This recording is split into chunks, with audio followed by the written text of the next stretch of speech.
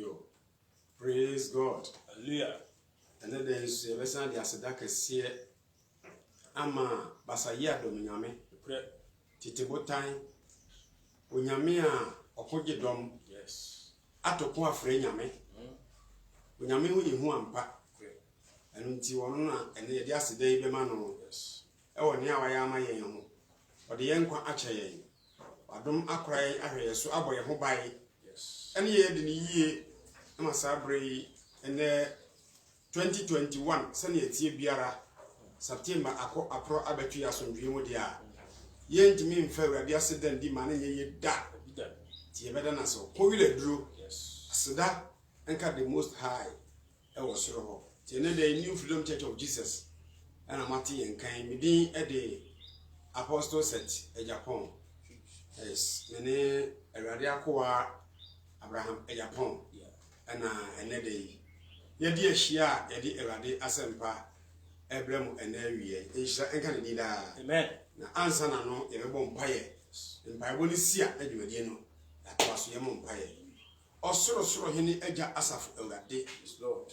De nyina so tumfo kantama ntunyankopon o kantama wonto nyankopon ya bankasi a woni nyama hye so ne asase so ma. Yes, Lord. Na wie o madawase. Amen. Nenso be kasa afa mframem akire wiase nyinara tene yempa bone se asebe ko fie bia mu akro bia mu man bia mu na nkoye adwuma wo ho na nipa te praga no ma to asem ato atwene baabi no mo ye de ente no mo ye de wo mo apɛ no wona be yenu mo asem so ama mo fa wasem atusu anamon na da wuradu be kasa muzu nka wiase no so suru bom na asase je so na ofra ahotefo no a wona mo akọ Japan no mo asem so ma nipa mpempe betima bo wahende ho na wie aseda nkan se woni ye de yie no atie yen kasa fo hye wonsa kenkan fo hye wonsa tiefo nyina hye wonsa asem ne ko manchanya bia na yade bi haw bi amane bi ede obi so obi atwe application akoto adwa bi mu meje ye hwe ne mu mpo ne afre no me mpa bo ne se obi bia wa twe application akoto company bi mu no ewade me mpa bo ne se mensenchene na adi so sefo akoyi akohye nipa mpempem de ase a yenyine de na abofo nko yi de ne mra soro na japa ye bodi no a ono so yetnya bodi dia frɛ ne so mra mɛyɛ adwuma wonya bi ahye odi gugu na nyam asedanka on na wie se oni yedi ne yie ewo alihimogya no open your adumti amen. Jo ene dai ye dia asedaka se onyankopɔn siasefo no ebiem se wahwe ye so no aboye ho ban na ene nso ye da so won kwam na ye kan atiasefo ho ene nso me no be kɔtwere sem mu na ye tie onyankopɔn atiasefo na sem sanse last week no ehwe mu a ye no kasafa ahantan ho na ene no nso no ye no ba be kasafa ahobrase ho awurade omienti ase sanse ye hwe mu a anye soro a na eyefom anye tuntum a eyifita anye oba a ebema anye hiani a sikani anye broni a bibini anye nokora eyatro anye nsu a eyensa sa na tede na anye ahantan so a na ye ahobrase eno nti ene se ye ne mo kasafa ahantan ho dia na wotwi so no ye ba be kasafa ahobrase ho eno nti ba bia wo bia no se wada age kakra ema ye nche kura na yentu ye ho fo kakra na afi yemfa mbobra awurade wo mienti ase da amen inshira enka ne dien sabre papa ena me no kotwe asem no kotwe konkro ne mu na yetie onyame asem na yetie de awurade nyankopon eka fa ahobrase ye ho inshira enka ne dien amen papa according to twe konkro no ye be kan quotation yetie awurade no mu asem ene asem a oka fa ahobrase ye ho onipa bre ne ho ase a ede na onya firi mu na nyame anim no eye den ne ma no ye ba behwe awurade wo mienti ase amen sanse according to Matthew chapter 18 verse number 1 ede ba down kan ho kakra na ye mfamwie yasem kana no Matthew chapter 18 wasi ahobrase ya wonkyerɛkyerɛ. Praise God. Amen. Osi ahobrase ho de ba de enkyerɛkyerɛ bacho yenti ha ni yi pa o ti twa konkro nan wasi edon no mu na asuafo no ba Yesu nkyɛn bɛka sɛ edon no mu no asuafo no ba Yesu nkyɛn bɛka kyerɛ ne sɛ hwan ne ɔkɛseɛ kora wɔ soro ahenni no mu. Praise God. Amen. Wonti ha yi pa o nuanom se yeduru heaven a hwan pa na yedi patitiru di pakɛseɛ onimpon ɛne otitiru no obrempon ɛwɔ heaven ho ai asɛm ne mu odi wo awurade o mienti ase amen hwan pa na yedi patitiru ɛwɔ soro ahenni no mu Osana Yesu frɛ abofra bi ede ne begina wo mfimfini. Praise God. Amen. Omo kan ni Yesu ani kan yambie na no ankasa wo. Abrasuafo no bisa nsa question ne pɛ. Ɛno ahia dan ho no. Maame bi de ne babae. Akora ketewa bɛsɛ mfie 9. Ɛno frɛ akora no. Ɛno ɔde ne begina wo mfimfini. No kan sɛ, ajo nti o, praise God. Amen. Ɛno kan sɛ, okura me semo sɛ, ɛno kra me sɛ mo sɛ, mo anane ne mo anyɛ sɛ mmofra sɛ mo anane musu ɛne mo ban. Na mo anyɛ sɛ abofra yi a mo gina yɛ mfimfini ha yi a. mo ntumi enhyɛ wo so ahene mu. Ɛne na heaven kra mo ntumi nyɛ dan enko. Adesua wa ha pa. Praise God. Amen. Yes Kristo ɛfrɛ abofra bi begina congregation ni nyina mfimfini. Ɛne Awurade di abofra ne kyerɛ sɛ o pe heaven akɔ. Na o pe sɛ o du heaven ho no ye nipa titiri wo ho de a. Ɛne wanna ne wo ho, no anyɛ wo ho usuban ne wo ne yɛ te sɛ abofra ye ogina ye mfimfini a. Wontumi nhyɛ wo so ahene. Onyankopɔn ahenie mu wontumi nhyɛ ho. Praise God. Amen. Ade nti no ɔka saa. Ye be pipim ne ahwade. Min ko fie bi mu o ma min kote sɛ abofra bi ne obi ya aka wo fie ho da. Hallelujah. Amen. Maami bi ne maami bi betimi akon ofie bi mu ama o ma yaka be 10 years no mo nkasa. Yes. Obi plate me ma ne ba won ne se fie maami we ni o sori a nanim ho enko ho wate. Woni ne ma na ma mo nkasa ma mo ni agro wate. Obetia ne ba no atwe na so ama ne won ne ho. Nanso akwara no sori a ne petututu wontwe ne se kora na okogina ba bia ne maami ama ne won ne se mo nko ho no. Na okogina ne nkwara na e ho ne di agro. Onti ne maami case. Na kyerɛ sɛ efia maame fo kura ya aka wo no nkwara de o mente saa. Efia maame ne maame bi akon ana papa bi ne papa bi akon ama abusua na fanu aya aka no enkwara ente saa o mo kura na be di agro ama ni gi aba wo ntem. Enti na kyerɛ sɛ akwara ne akwara anya aka. Mente saa akwara bi 2 years ana 3 years ana 4 years ene ni nadamfo akwara bi aya aka saa yesi nkwara we o mo ya aka o. Be 10 years no mo nkasa nti bi da ni ho. Abra awofo ne nkasa no. Enkwara ndo mo soro mbeko kodi agro. Praise God. Amen. Enti Awurade asem kyerɛ sɛ ye pese ye da ye kɔ Awurade ahenie no mu dia. Ene ye nane ne yesesa yesuban. Ne ye nyɛ sɛ abofra. Sa na kyerɛ sɛ Nyankopɔn pese o kyerɛ sɛ yesuban ye te sɛ abofra dia. Ye ne obi nya aka. Ye ne obi nkontokwa. Ye mu obi ani kyie. Ye ma ye timu nya de wo ye biane ho. Awurade wo me ye ntiase. Se obi hia bibi na oba ye nkyɛ ne ye obi nko ade a ebema ne bi. Se ne ye ba o Awurade wo me ye ntiase. Amen. Enti se ye pɛ enkwa kyie de a ye pɛ se ye konya me ahenie ne mu de a ɛsɛ se ye dane ye ho ye sita Yesu. Ne ye te se de ba de abofra yi Awurade wo me ye ntiase. Amen. Praise God. Amen.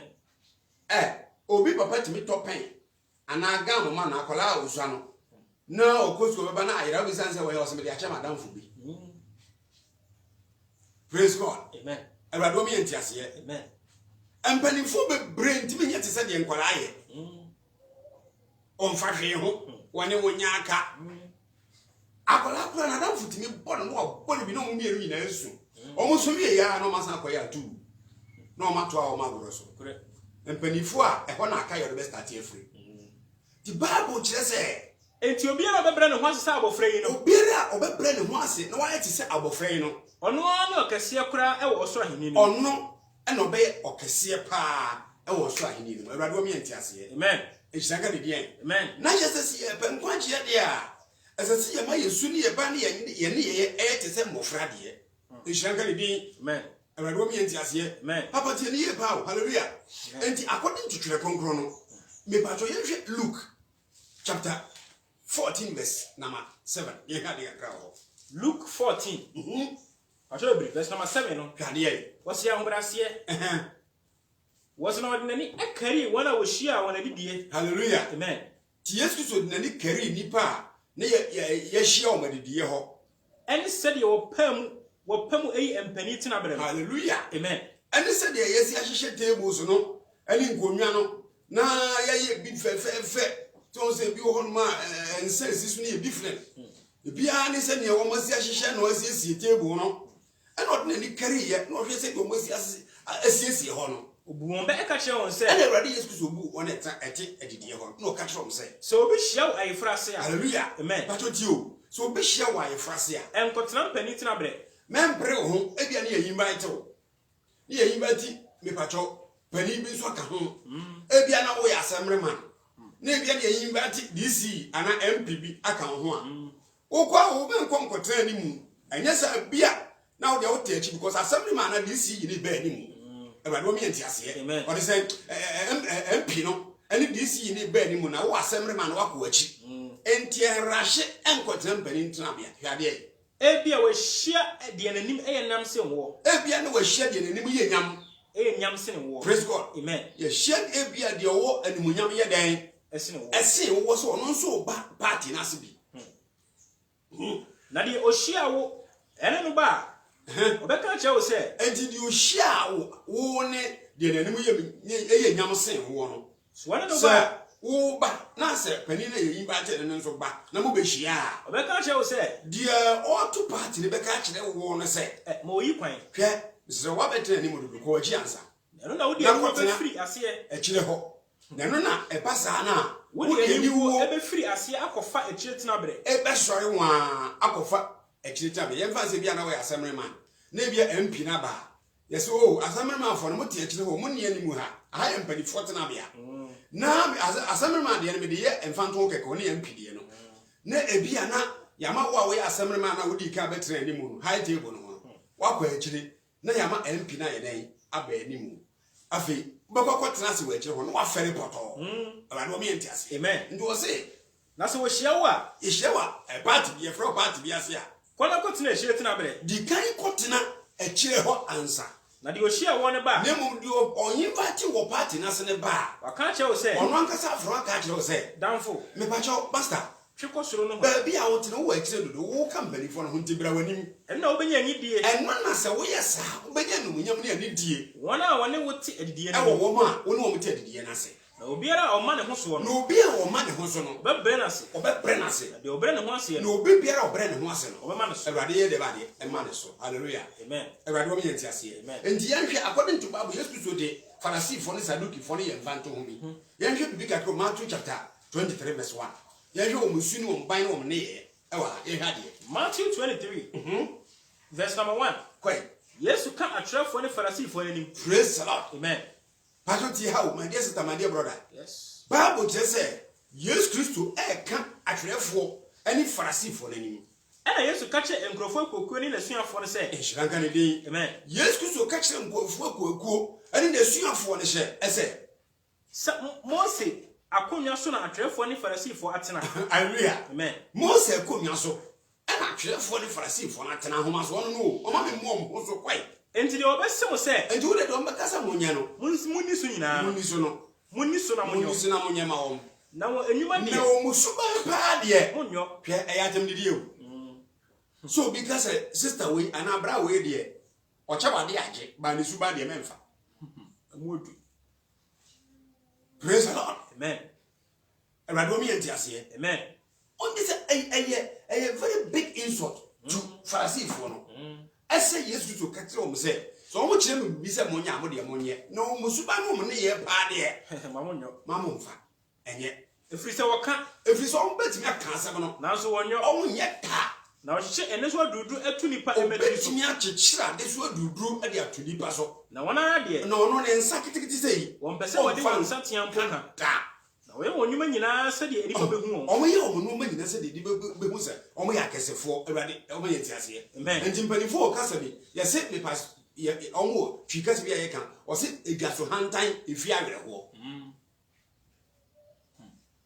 hallelujah amen ubu na yie bi obebe bi obekobi eye nso o shatade we di kwa yie a eye foforo ba ne wo kwa satade ne won hye yedan enko obeba mfoforo anso na ne school fees apale yedan egu ho nya komo so ofie Ewrade mi enti ase amen ti ni ye ba o Bible ne say wasona wo ye won enkaye enwuma atetrete omo ye omo nkaye nwuma atetrete na wo ye won tade ano nwu akese na so ko pama tade a design obeye egu atade na no ne bo de nchobi atade ankasa na wo mpani tira be didi ase praise God amen no mo ko adidi ase a ye obi party omo na ma no wan kase musebisa ase ene Ghana yi ene obo won mo obisa na party bia ni bro no iso ayiye bia mai me ayiye bia ma okrom na mi ko jaw ene obi na ma oyayiye contractor na obisa se ayiye bia ba okrom a opam ho atade akuja Ewurade wo mi entiase amen ti o Bible kasati no pempani tina be di ase omo pempani tina bia edidi ase ene mpani nkonwa ahia dan mu ene mpani nkonwa so tina wo hia dan mu ene edwam enchia ene se nipa be frɛ won rabbi ene edwam nchia lese mpani fo na ekɔ no wo mo chiachia wo pagya ne nsa obi ko pagya ne nsa na obi di na chiri kwa so ne nsa ne mu Ewurade wo mi entiase amen kwaso osena mo de won frɛ mo rabbi na oba ako ene mo chechefo Ewurade wo mi entiase amen na mo de mo mbrɛ mo ho ase ma mo ha mo se ye mfrɛ mo rabbi na oba ako ene mo chechefo Ewurade wo mi entiase amen na mo nyina ye anuanom nhyira ka ne dian amen na mo nyina ye dan se Ewurade Yesu Kristo kyerɛ kwan be fa so be brɛ ye ho ase ewo nua ne onua ntem na ye me ma ye ho so enkyerɛkyerɛ ye ho Ewurade wo mi entiase da amen hallelujah and according to the conclusion no me part of 1 Peter chapter 5 verse number 5 quotation ma me bi quotation o pepa ana ma quote no 1 Peter chapter 5 verse number 5 no koso wose mofra ho brase what was so e mofra de ba de aho brase e jitanka de din amen Ewurade wo mi entiase amen e mofra aho brase muma ye mbre ho ase etese mofra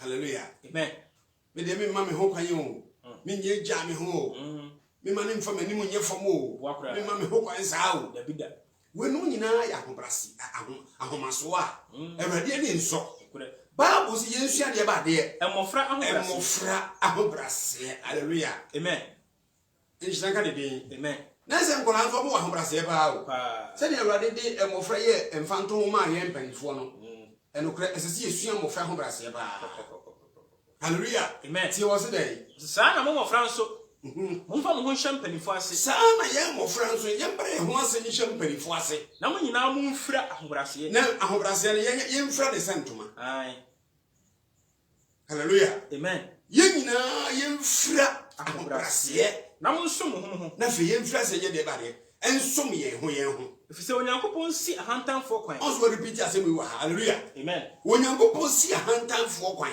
na odum ahobrase na obi a opese nyame dom wo no agye se obra ho ase ansa enti mo mbra mo ho ase nyankopon tumi nsa na amen Ewurade mi entiase amen onyankopon si repeat one moment enti mo mbra mo ho ase onyankopon esi ahantanfo kwan na odom ahobrasefo asam no modu my dear brother hallelujah amen onyankopon si ahantanfo kwan na odom ahobrasefo tu ba se Ewurade dom wo oye wiye opagya wo odu company niem odu company diem na de wo ye bia ye yi a Bible no ma meti ase se ade se wusua eye den ahobrase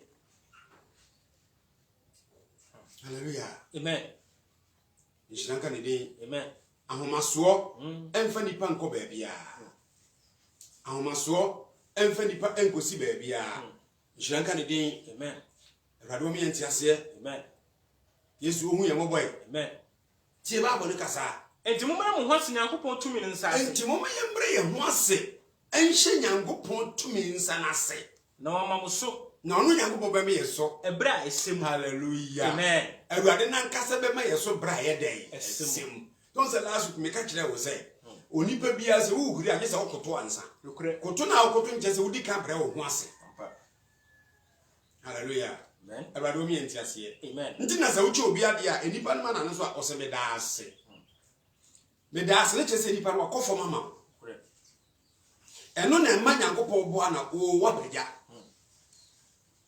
hallelujah amen Ewurade o mi entiase da amen enti so pese opagya opese Ewurade pagya wa wankasa me mpagya wo ho na de ese wusua ne se wusua hobrase na Ewurade yankasa ye den apagya wo ehyiranka ne bien tie hwe James 4:4 ena me no mo nkasa nche bra James chapter 4 verse number 4 4 verse 4 no ye hwe Ewurade nyankopon no masemo wase esese ye onyankopon na wiase esese ye choose ade eye miyinu ese ye choose baako Esese ye choose Onyankopon ana wiase.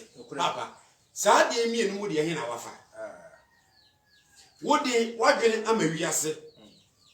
Ana wayi Onyankopon ama. Hallelujah. Amen. Papa bi ni ma woto ye osidani wachi fama wiase. Ma wani so yeah, Jesus Dani wachi fama wiase. Ma wani so yeah, Entima wani so ma wani so yeah, Jesus Dani wachi fama wiase. Ma wani so yeah, Jesus. Hallelujah. Amen. Si o ba bo de kasa wa. What's what they say for? Monim say we are saying for fun your time or tell Yakupon. Monim say obi etan nyame a.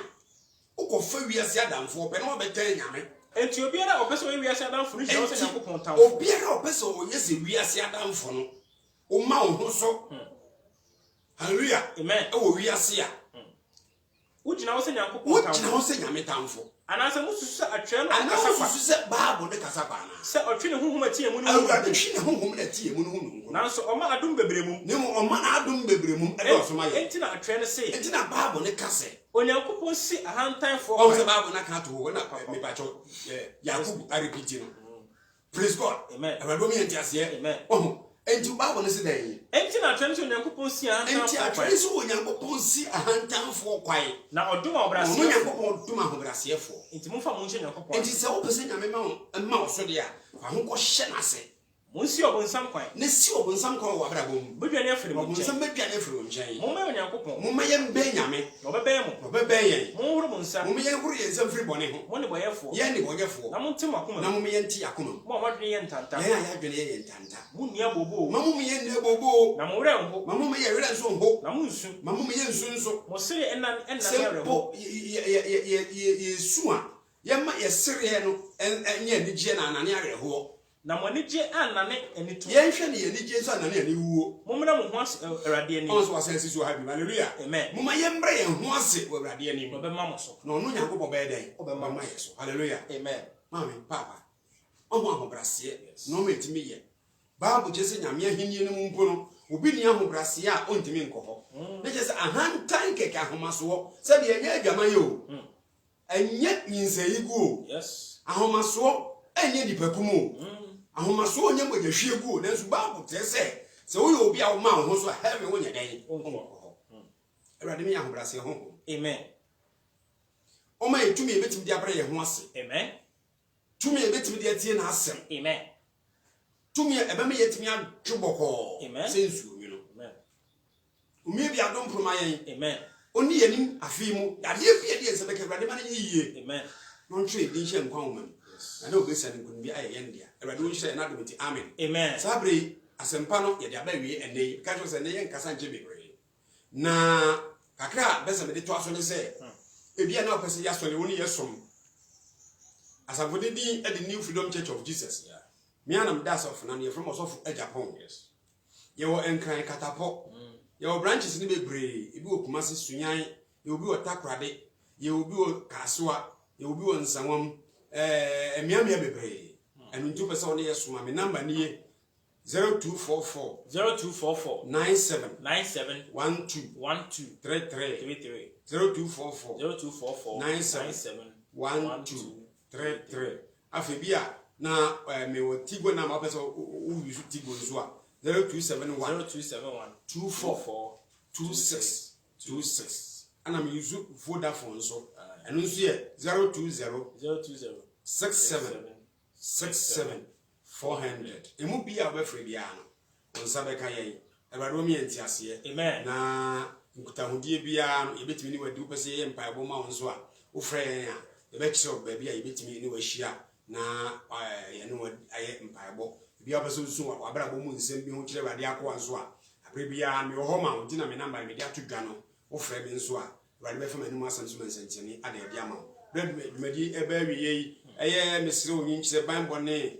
mpunto ne nkoso de mama se Mr. James Germany brado ne yire wo France me chiamo sister Grace Kunkan so ye chiamo Mrs. Tata London ye chiamo nyina efe ye nua awisi bobo ena afe ye brother Ebenezer ye chiamo nyina e wabrochimemu wa wanti odi bia so ye sro so nhira de mamu nyina ni firi masafo afi chairs of mama dress Mrs. Dress e Japan onso nye yize oba adwuma papa osonnwum a huyanwum e ma ye neje futuo nso de ne yansam ketwa e ma menya menhira no ma onye nkyire ni firi masofo asoro mpanifo me ma ne ma ne mofra nyina afi bi chia blessing nso e wo Yesu din mu erade hyira mu nyina amen.